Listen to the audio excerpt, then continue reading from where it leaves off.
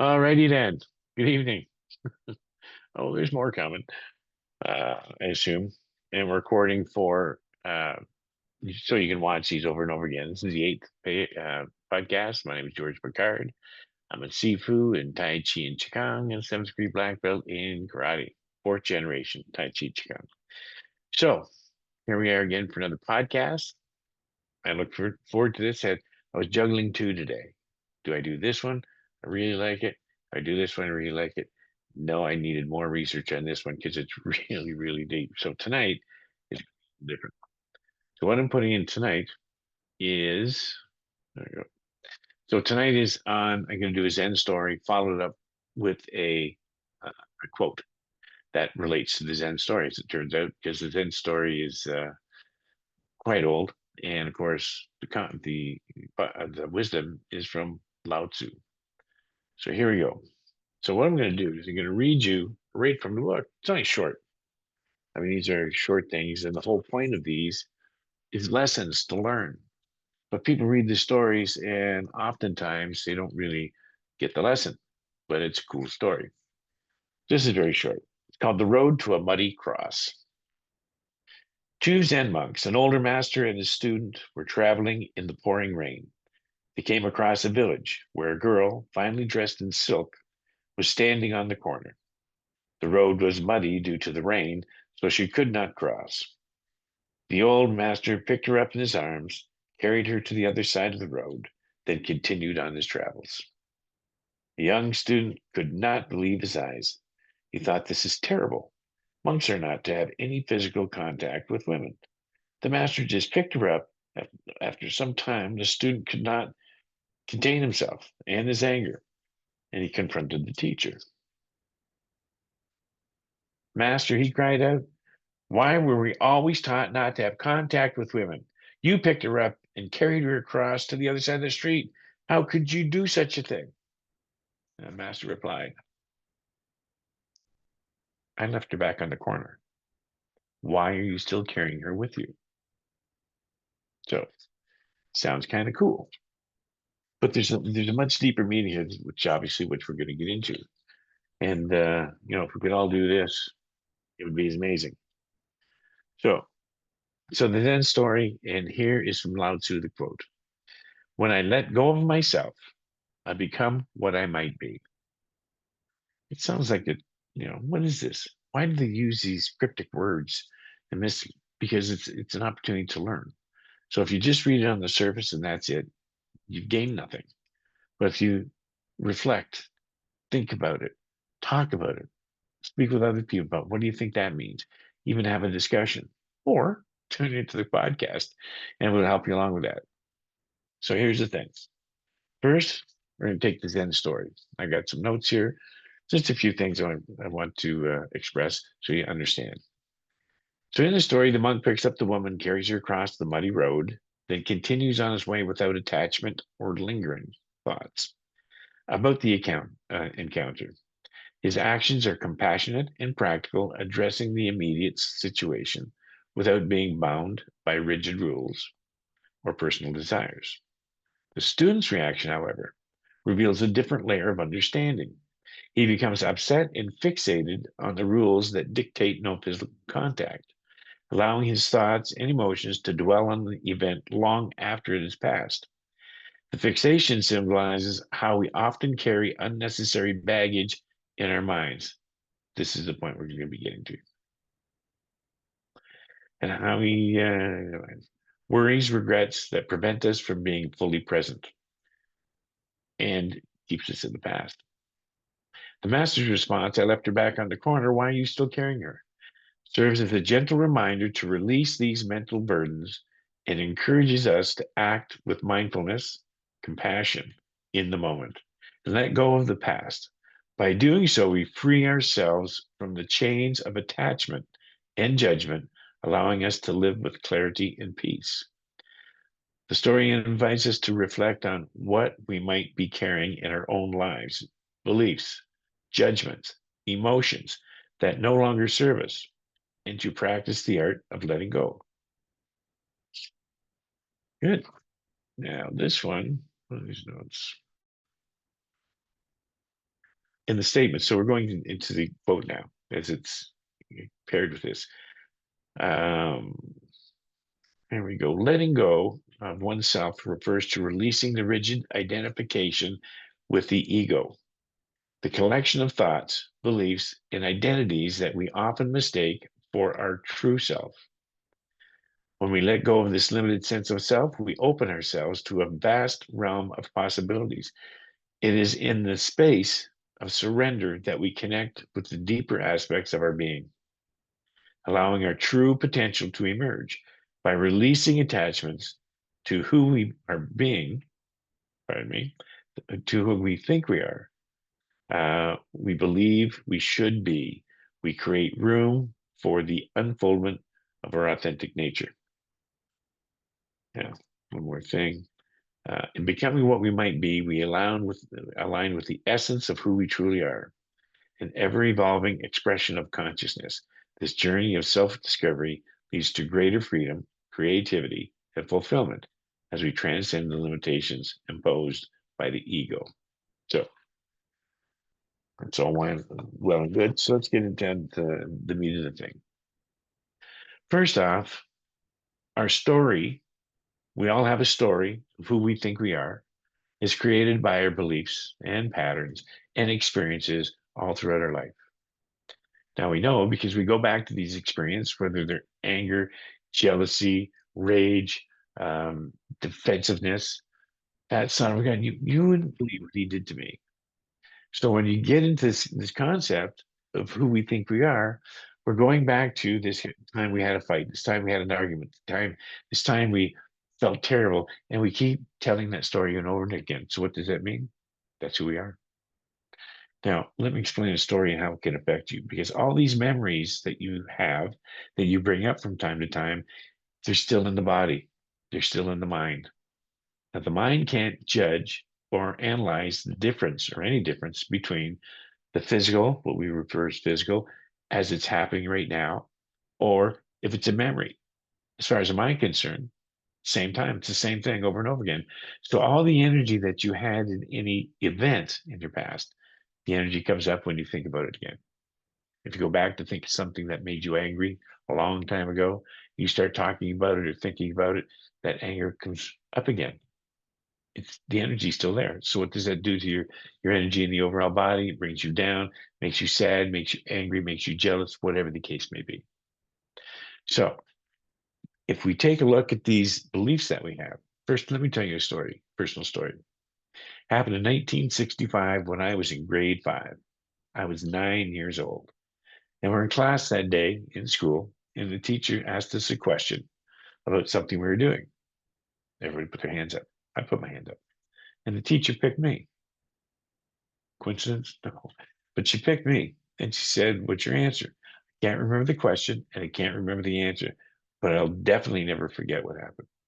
So I put up my hand, I give her my answer, and she says, "That's a stupid answer. Sit down."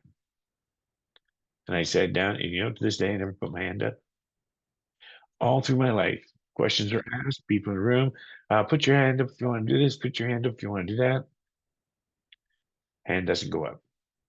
And for that very same reason, nobody's going to get me like that again. And that stuck with me. And every time I think about that one time, 1965, 9 years old, that thing happens to me, it, the I felt stupid. You can imagine. I'm sure you've had similar stories of some kind where somebody's done something that made you feel foolish, or made some kind of snarled remark that just made you feel dumb, or whatever the case may be. It's a negative feeling. So these are things we tell these stories from time to time. Just told it. We tell these stories from time to time with other people. It's almost like we're trying to validate these stories, validate who we are, validate this whole process that this is why I'm here and this is who I am. Well, that's not the case. So once you start, in the whole point of the Zen story, and the whole point of the quote is to have you understand this has nothing to do with you. So if you're living by these stories, because they're always in there and they repeat with people that look different, that at a different age, but the story remains the same.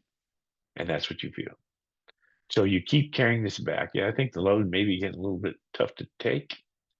So the point is, what do we do? Well, let them go. Well, it's easier said than done, but you can do it. You can replace them. So there's ways to do this. I mean, whenever you have a negative thought come into your mind, which we happen all the time, we're not even aware of the most of the thoughts that we have. And I've talked about this before. But there's simple things that you can do. I'll just give you a couple. This is the program I took and I learned it was quite good. I use it from time to time. I use it in Qigong classes because many students in the class think they're doing their Qigong and they're breathing, and all of a sudden they get a thought coming in. Geez, I wonder if I left the toaster on or whatever. And all of a sudden that takes them out of the present and into some time in the past or into the future. So they're not doing when they're doing the Qigong physical activity, but they're not getting the depth, the presence, the feeling. Because all Qigong is about feeling what goes on the inside. But you can't be thinking one thing and trying to feel something different. So a couple of things you can do, which I do in Qigong. One, simple. When I have a thought comes in, I focus on breathing. I breathe in through my nose and out through my nose. The difference is I feel the temperature as it enters the nose, and I exhale and feel the temperature in the nose, and they're different. And that focus on that one thing, thought's gone, and I can do this. Another thought comes in, I can do this over again. If you're sitting, you can simply do something like this. Lightly touch the hand, feel the sensations, all the ridges, all the little bumps. When you're focused on this, that thought is gone. And now you're focused on something simple. And you can see the colors, you can see the ridges, you can see the blood that's flowing because the hands are red, all these different things. So to get rid of the thought, you have to turn around and let it go. The thought comes in, let it go. Thought comes in, let it go. Again, just keep letting it go. Key is not to react. So when a thought comes in of a past situation that made you angry or pissed you off, if to use that term, then you have to understand it, think about it, and you don't need it anymore. It's not serving you, letting it go. Slowly by slowly, you change your identity and you get into the present. And once you're into the present, then the past doesn't matter because it's irrelevant. The past doesn't even exist. It only exists in your head. The future's not here. It's only a possibility. And Buddha once said, one of the quotes of the book is, you think you have time. So when you start want to live in peace and enjoy the presence and be aware or present in everything you do, stop thinking about these past. And we keep coming in, right? We keep bringing these stories in over and over again. So you have to ask yourself, think about yourself, what story am I carrying? And who do I think I am? Because you're not who you think you are. You're not this. This is just an illusion. You're not your story. That was just a story, part of your experience to bring you into this life and help you learn. The only experiences you get are the one you need. The whole point is, do you learn from them? So, having said this, do what you can. And I say that kind of jokingly, but it's true. And that's what I've done. And when I go into a Qigong posture and I'm breathing, I focus on what I'm feeling, what the body is feeling. Am I feeling the energy? Am I feeling all these different things? And I get calmer. And after a period of time, these things just don't matter anymore. But the odd story is, I've told this before, the reason I'm here is because of an event that happened to me when I was 15.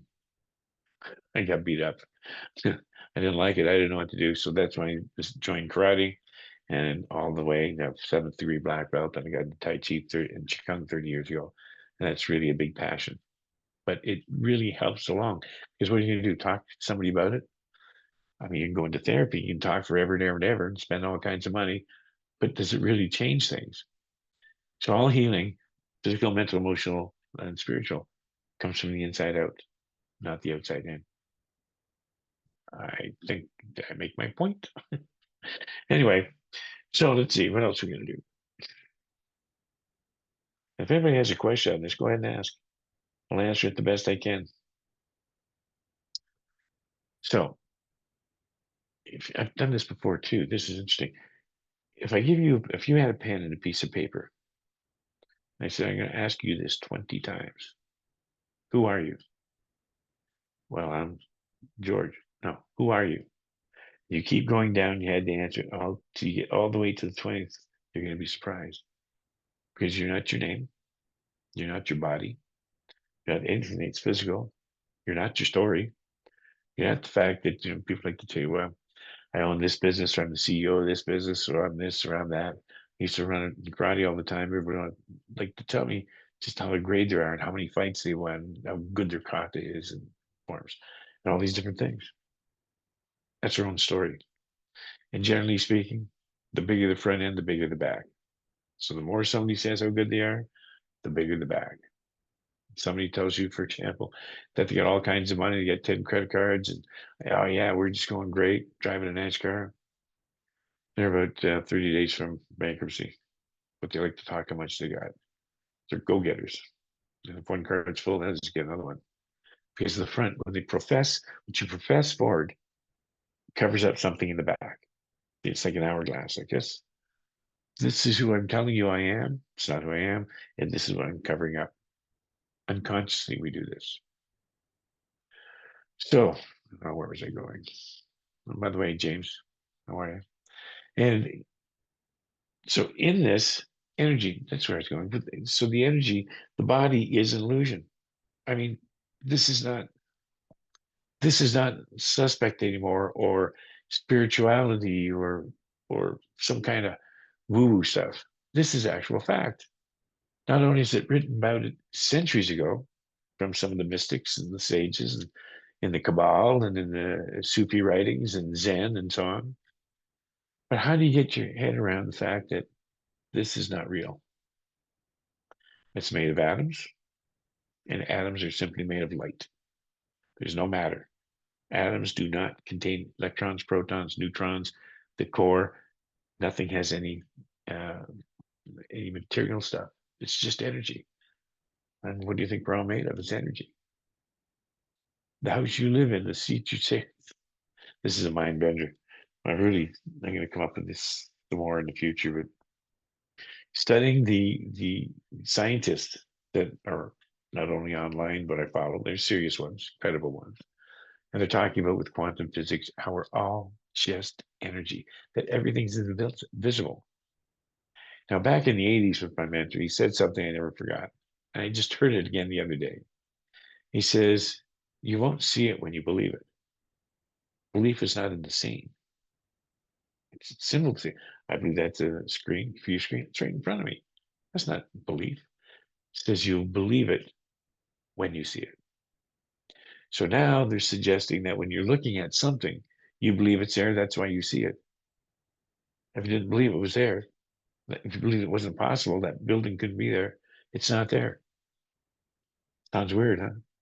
But this is what they're finding out because they're looking they go into space and they find out that there's 2 trillion planets out there estimated in the known universe. And in that, there's 70% is just dark energy. I don't even know what it is. But what it does is it controls gravity. So there's 0.1%. This entire universe, these trillions of planets, is matter. 0.1%. So what happens when we're dealing with consciousness? So when you taste something, when you feel something, when you're doing something, how do you know what it is? How do you know what a rose smells like? Because it's the consciousness that's dealing with it. It's the consciousness that's having the experience. The consciousness that says that that's real or that's not. And that's what we are. We just don't know where it is. It's somewhere. Is it in the body? Is it in the mind? Is it in our auric field? Is it outside of us, inside of us? But everything is just consciousness. Make sense? So when we're going around, and back to belief systems for a second, when we're going around and we're talking to people, have you ever run into somebody that instantly you did not like? Conversely, have you run into somebody that you just loved? You got along with so well. What was the difference? The energies. Something, nobody upset you. They trigger something that's already inside you. Does that make sense? So if somebody triggers you, that's something you say, geez, I need to take a look at that. That's how the healing works. So if they trigger you, it's something that's inside you. Let me give you an example. I said, have you ever seen a hanya flower? Not one of you can say, no, the hell's that? I've never seen one. What does it look like? It doesn't exist. If it doesn't exist, you can't see it. You can't even believe it's there because you can't see it. Why? Because you don't know it's real or unreal. So if you see something, then you can believe it. So it's like a magician. Watch this card trick. He pulls out a card. Did you see it? Geez, how did he do that? And you believe he did it. How did he do it? Because you saw it and you believed it. And you go to see the magician because you know he does these things. But anyway, I'm going around in some circles here. But the whole point is back to the belief systems that we have, the story that we tell, based on our patterns, our belief systems, our experiences, our upbringing, uh, all the things we were taught to believe as children. This is up and that's down and so on. And that's a house and that's a road. All of a sudden it's programmed in, we see it. What do you think children see? 2, 3, 4 year olds, babies. Babies just see colors. And then they grow and they start seeing things. And they see things that you can't see because they believe it. They see it and then they believe it. So they can sit there and have a tea party with their friend and they're talking away to their friends. Many of them have, my friend here, my special friend. And they play with them, they do it, they're sitting making mud pies, talking away, and the parents can't see them. They can, but the parents, because they're old and their minds are formed and their belief patterns are formed, they tell, oh, don't be silly. After a while, don't be silly. Maybe if we encourage them, oh, who's your friend? What's his name? What's her name? Then they can start seeing the things that we can't see because everything is energy. They don't believe it, so they can't see it. A child has nothing to go by other than what they see. And they believe it and their friends. And there it is. Hope that makes some kind of sense. Anyway, so the recommendation here, because I teach Qigong, I've been doing that for a long time. By the way, um, Dr. Joe Baumgarten and myself are going to have a podcast together, and it's one that we just want to talk about Qigong and explain. We have so many reports. I mean, research analysis, research peer reviewed on so many different things, particularly that affects seniors. Now, I've got a new book coming out soon, and it's on balance, not only physical balance but internal balance, and why these things work. A little more science in there. A quoted research study. So that's going to come up. That's going to be interesting. It'll probably be maybe an hour, maybe an hour and a half. We'll see how long it goes, and it'll be recorded and it'll be put out there so that yeah, so that everybody can look at it and make a decision for themselves. Because a lot of people are saying what they're doing ain't working. Anyway, alrighty then. No questions. We usually go 15 to 30 minutes. This is the shortest one I've ever done. Um, so it was a quote out of the book, a story that I like so much. Well, I guess that's going to be it. We're going to wrap it up now. So thanks for coming. If you like it, tell your friends. If you didn't, um, remember silence is gold. And again, you can go with every the invite we send you out. Then you have I could go back and look at any of the previous podcasts. Last week I had a guest on, a psychologist from San Francisco, great gal. And we took a very interesting quote, which nobody understood until we had to explain it. We mimic or complete our parents. That was great. So this is the eighth one and the shortest one that we've done. And I have to do more research to get this other one I've got. So if there's no questions, I'll say goodnight to everybody. And told you much I love you today. And always remember, peace, love, gratitude, and joy. Forgive, forget, and let go. Thanks for coming, everybody. We'll see you soon. Take care. Bye-bye.